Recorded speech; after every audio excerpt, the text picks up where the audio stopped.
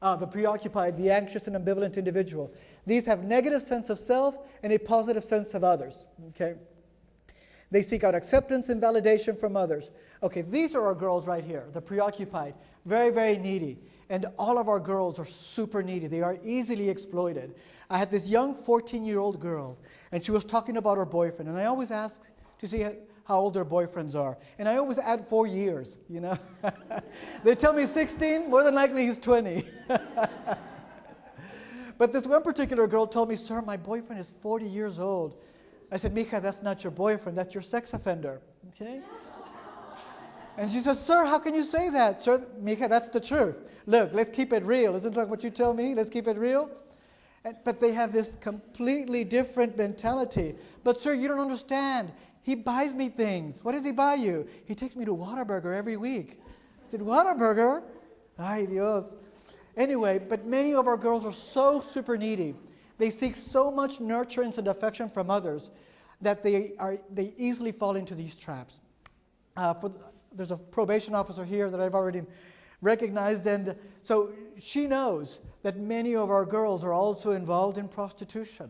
They are prostituted out by gang members. They are part of the sex trade, you know, that's happening here in San Antonio. That's very common.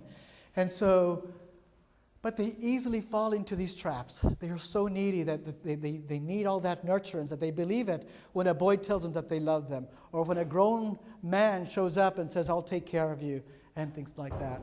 Okay. Their neediness tends to make them feel lonely and they're easily abused and exploited. Many of our girls, if not all of our girls, have already been sexually assaulted at the age of 13. Okay.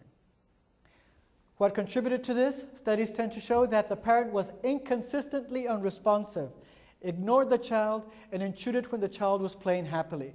Yesterday I presented to the detention officers, and I you know, they were talking about what is an emotional disorder, or what contributes to emotional abuse.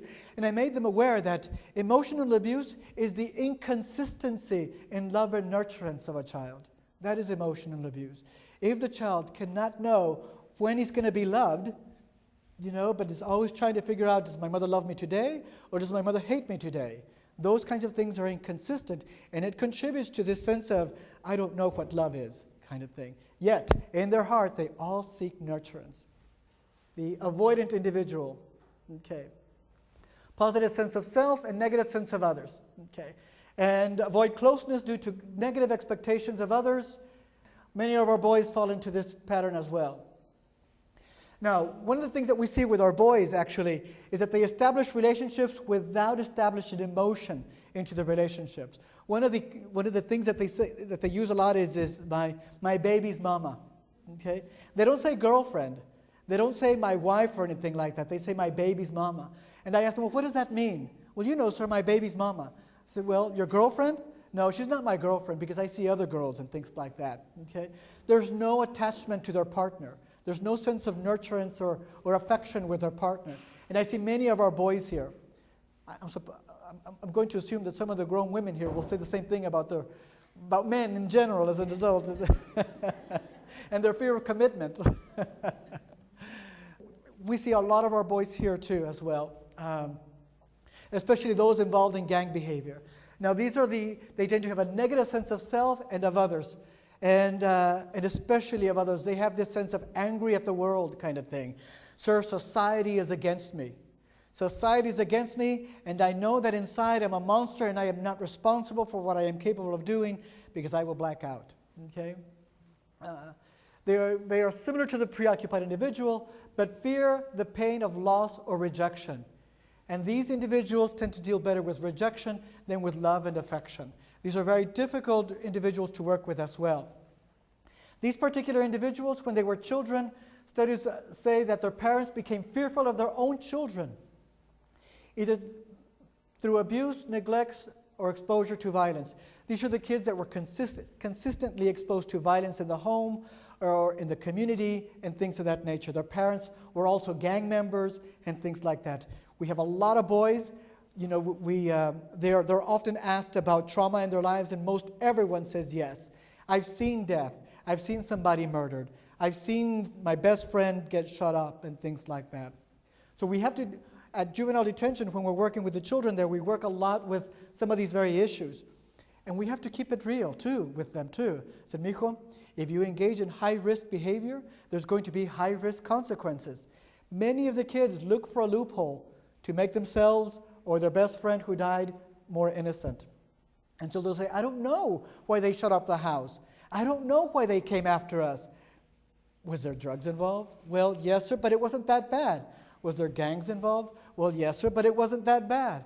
Was there guns involved? Well, yes, sir, but it wasn't that bad. Mijo, you lost a friend. How worse can it get? And things like that. Okay?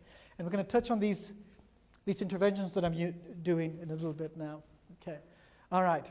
So, as to why these things happen and why these things, or why families begin to disintegrate, attachment theory, I'm biased because I like attachment theory.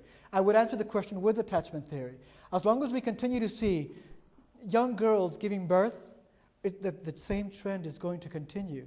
These young girls that give birth but they do not attach to their babies because they hand off the baby over to the mother or to the grandmother or to somebody else. The attachment is not there. All of you know that children, especially infants, need a lot of security, a lot of structure and security in their lives if they're going to be healthy individuals. Now, I need to make you aware that all of these studies regarding the culture of poverty that have been done, it's more from a sociological, anthropological perspective. There's no real scientific evidence that any of the concepts that I've talked about are actually true or actually work. And so that gives me the freedom to think up of my own solution. As a social worker, we tend to bend the rules a little. Anyway, the things that when I look at the big picture of the culture of poverty, and I ask myself, how can we change it? Okay, I think of three things. And this I learned from the good sisters of Our Lady of the Lake University. To think, to be, and to love was always being inculcated into me. To think separates us from the lower animals. To think allows us to use our brains and think about things and take charge of our lives. Some of the interventions that we're doing with To Think is getting individuals to start thinking for themselves. Remember, we have to break the culture of dependency. And these are the interventions that I use at juvenile detention and working with kids. Motivational interviewing, I love that idea, motivational interviewing. The other one, assertive commitment therapy that comes from the mindfulness groups of people who study mindfulness. So, assertive commitment therapy, or ACT, and it comes from the mindfulness group of theorists. That's the word that I was looking for. And the other one is narrative therapy. Those three things, motivational interviewing, assertive commitment therapy, and narrative therapy, I find them to be super instrumental. We'll begin with motivational interviewing. That comes from the cognitive behavioral theorist area. And the substance abuse professionals use motivational interviewing a lot. Why do I like motivational interviewing so much? Because many of our kids are often referred to a counselor for every single little thing. Many of our kids have gone through years and years and years of counseling and it doesn't seem to work. But the question has to be asked, was the individual ready for counseling to begin with? Okay? When we are going through surgery or some procedure, first we go through pre-treatment, the preparation for the treatment. Counseling or therapy works the same way. Many of our kids who are so resilient, they don't trust counselors to begin with. Sir, you don't understand where I came from. You've never lived my life. Okay, you don't know me. You can't tell me that you know me or that you understand me. They set up the walls. But what I like about motivational interviewing is that it is the pre-treatment to psychotherapy, to treatment.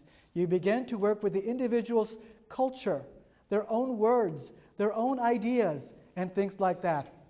The words that I use in implementing motivational interviewing is, did you know that what you were doing was wrong?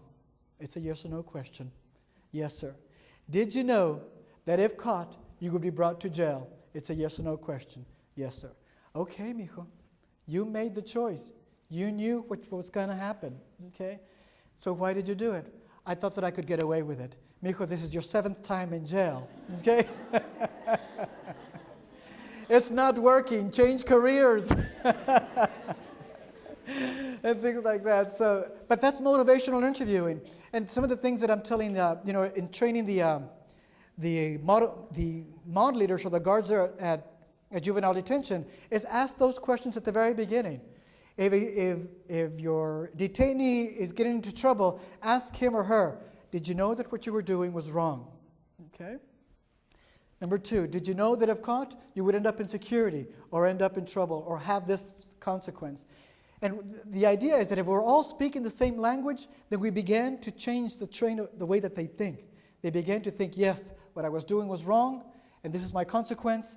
Studies tend to show that individuals who show a greater sense of responsibility for what they're doing tend to perform better than children or individuals who do not accept responsibility for what they are doing. What I love about motivational interviewing is that it challenges one's own reality and it emphasizes responsibility. Okay? Assertive commitment therapy is the same way. What I love about assertive commitment therapy is that it is time limited. Now we're dealing with dependency. We cut dependency when we put time limits on it. Assertive commitment therapy is about 6 sessions long, actually. And each session is very focused, and you're challenging the reality. Did you know that what you were doing was wrong? What are you going to do about it? No excuses, only results, kind of thing. And you can't allow the client to look for loopholes. Our kids are very good at looking for loopholes, looking for that loophole to say, but you see, sir, that's why I'm right. And I tell them, mijo, you provide a very good argument. I wish you would use that argument with those individuals that are influencing you to do bad things. Okay? If you could use that thinking and that energy to say no to the individuals that are influencing you to do bad things because you told me you were innocent and it was your friend who got you here, then learn how to talk to your friend the way you're talking to me now. Okay? So that's assertive commitment therapy and motivational interviewing and things like that. Narrative therapy is wonderful in working with our girls. Narrative therapy allows our girls to rewrite their history, since many of them have gone through sexual trauma. And many of our girls love to write. They love poetry, they write stories, they write, and frankly, they have better penmanship than the boys do, so it's much easier to read and process with them. But anyway, narrative therapy guides the individual to pretty much rewrite your history from the standpoint of a survivor. Not so much a victim, but a survivor. How have you made it this far? What has kept you going? What do you hope for yourself? And things like that. So they began to see that that's right. They tried to kill me, but they didn't succeed because my spirit is still strong. One of the things that I'm working on a project there at Juvenile Detention Center called Voices from the Inside, Voces del Interior, and it's completely focused on our girls' self-esteem there. And it's going to be using narrative therapy and a lot of literature writing and things of that nature. And it's going to focus on how to recognize the inherent power in women. And we're going to use a lot of women as role models that have gone through bad things in their lives and they've become these great, amazing leaders. And their history is filled with them. Many of you who are familiar with leadership studies or the history of leadership, you will know that one of the interesting that has happened in leadership is that whenever the call to leadership has required a life or death situation, it has always been women that answer that call. And when I made girls aware of that, they say, really, sir, I didn't think about that. I said, look, haven't you ever heard of, my mind is going blank.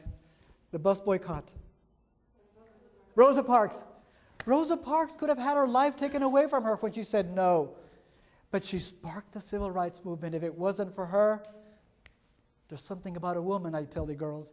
And then I made them aware of the young group of high school girls in Crystal City that were cheerleaders, and they boycotted the school because of discrimination. And I said, if it wasn't for those group of girls that said enough is enough, the Brown movement would not have begun. There's something about women, girls, and things like that. And then I make them aware of a group of nuns that came from France and built a university And I said, girls, there's something about a woman, okay? But I make them aware of that because many of our girls, they feel that being a woman is ugly, and that the things that they do are ugly, and that they feel they've been so objectified and things of that nature that their self-esteem is way, way, way down there. And I was talking to some friends of mine the other day that I said, when I left social work school, I didn't like feminists.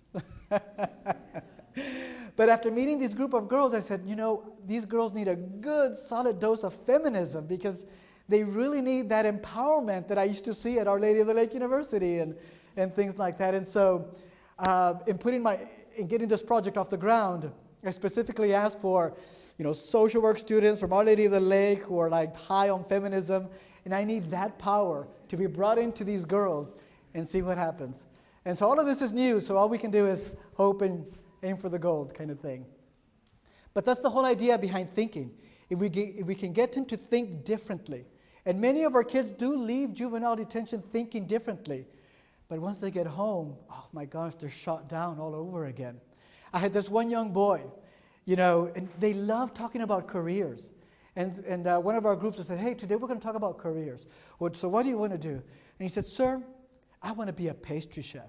I said, man, that's great. Imagine yourself having this nice little pastry shop on the Riverwalk. Can you see that? I said, yes, sir, I can see that.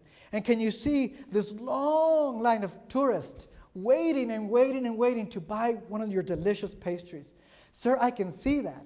And can you see yourself standing at the door and big smile and saying, welcome to my store? He said, sir, I can see that. Oh my gosh. Anyway, sometimes it breaks my heart listening to these kids. But anyway, I said, hang on to that. Hang on to that and don't let anybody take away that. And I tell them, whatever you can think, you can become. Whatever you can think, you can become. You thought that you would be no good, that you would end up in jail, and look at where you're at. But what if you were to think that you can be greater than this? I think you'll become it. I think you'll become it, I tell them. And so they leave there thinking, I'm going to become it, I'm going to become it. And one of the words that we use a lot there is, practice today for whom you will be tomorrow. Practice today for whom you will be tomorrow. Many of our kids are very good at saying, when I leave here, I'll change. When I leave here, I'll start. I said, no, mijo, it starts right now. It starts right this moment. If you can't practice what you preach right now, it's not going to happen when you leave. The whole idea is to get them to change their thinking. And so we use a lot of motivational interviewing a lot. Assertive commitment therapy and the narrative therapy with our girls.